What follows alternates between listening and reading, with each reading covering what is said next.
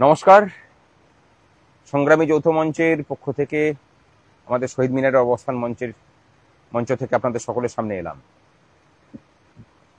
আজকে অনেকেই আশা নিয়েছিলেন যে আজকে সুপ্রিম কোর্টে আমাদের ডিএ মামলার শুনানি হবে। যদিও প্রাথমিকভাবে শুনানি 11 তারিখে হওয়ার কথা ছিল, 26 তারিখে শুনানি না হওয়ার পরে, কিন্তু কোনো অজানা কারণে সেই শুনানি এগিয়ে আসে 1 তারিখে। আমরাও আশা করেছিলাম যে যখন 1 তারিখে নিয়ে আসা হয়েছে তখন নিশ্চয়ই একটা দ্রুত এই মামলাকে সমাপ্ত করার একটা ইন্টেনশন নিয়েই এই মামলাকে এগিয়ে নিয়ে আসা হয়েছে।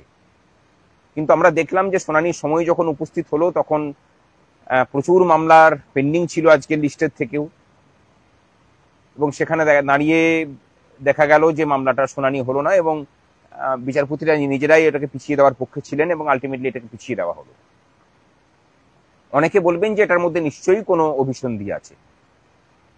আমরা সেরকম ভাবে অভিসন্ধি খুঁজতে যাচ্ছি না, কিন্তু আলটিমেটলি সরকারের পক্ষ থেকে আমি এটার পজিটিভ দিকটা যেটা দেখতে পাচ্ছি, যে সরকারের পক্ষ থেকে সুপ্রিম কোর্টের বাঘা বাঘা আইনজীবীদেরকে নামিয়েও এই যে আইনি লড়াই, সেখানে বুক চিতিয়ে মামলাটাকে লড়বো সেই মানসিকতা দেখাতে পারছে না তারা।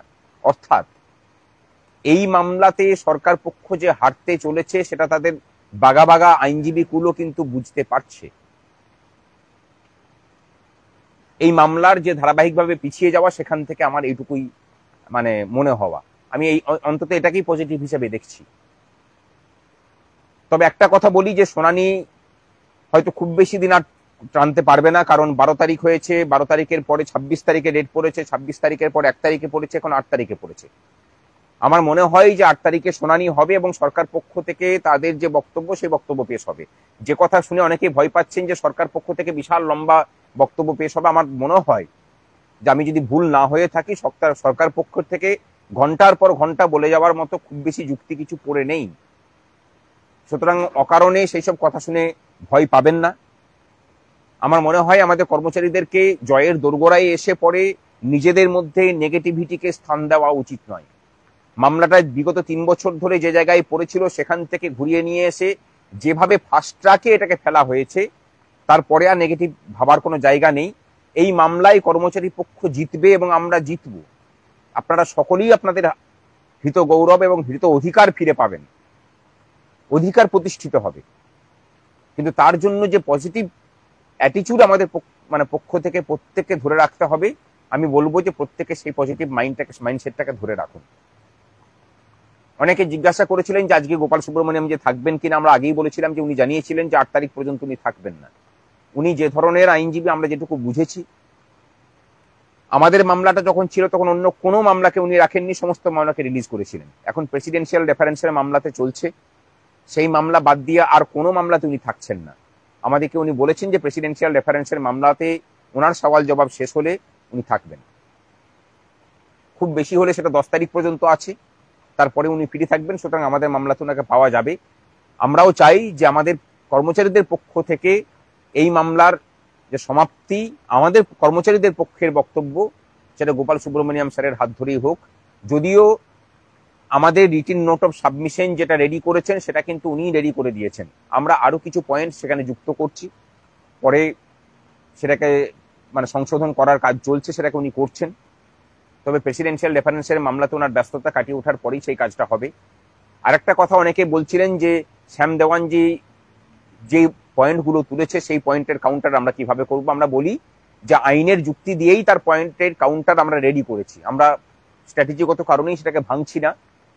সেই পয়েন্টের কাউন্টার আমরা গোপাল সুব্রমণিয়ামজির মাধ্যমেই সেখানে কোর্টরুমে উপস্থাপন করব এবং রিটিন নোট অফ সাবমিশনেও সেগুলোকে আমরা বিশদে তুলে ধরব।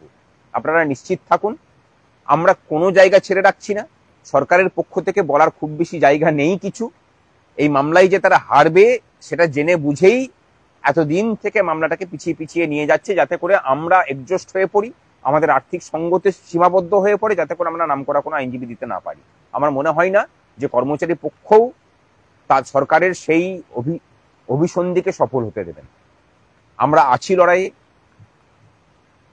এই মামলায় কর্মচারীদের পক্ষ থেকে গোপাল সুব্রমণিয়াম জি শেষ করবেন এবং সেটা আজকে কোর্টরুমে সেটা বিচারপতিরা বলেওছেন, দেখবেন যে 8 তারিখে সরকার পক্ষের বক্তব্য রাখার পরে গোপাল সুব্রমণিয়াম যে ডেট অনুযায়ী আবার ডেট ফিক্সড হবে।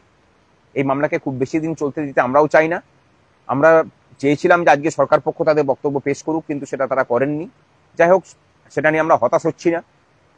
মানে যেভাবে আমাদেরকে যে দৌড়াদৌড়ি করতে হচ্ছে, নিজেদের ছুটি ছাড়া শেষ হচ্ছে, সেটা নিয়েও মানে আমাদের সত্যি করে মাঝে মাঝে কষ্ট হচ্ছে, কিন্তু হতাশা নয়, আমরা কোনো সময় ভেঙে পড়ছি না। নেগেটিভ ভাবনাকে মাথা থেকে সরিয়ে দিন, কোনো সেটিং তত্ত্ব হয়েছে কিনা সেগুলোকেও মাথা থেকে সরিয়ে দিন।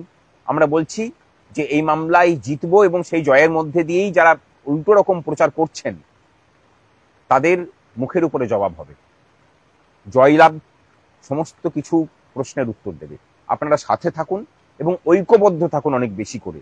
আর আরো একটা মানসিক প্রস্তুতি নিন যে সুপ্রিম কোর্টের রায় হওয়ার পরে সেই রায়কে যাতে ইমপ্লিমেন্ট করানো যায়, তার জন্য সুবৃহৎ কর্মসূচির ঘোষণা যদি সংগ্রামী যৌথ মঞ্চ করে, সেই কর্মসূচিতে অন্তত পক্ষে 60% কর্মচারী পেনশনারকে পথে নামতে হবে।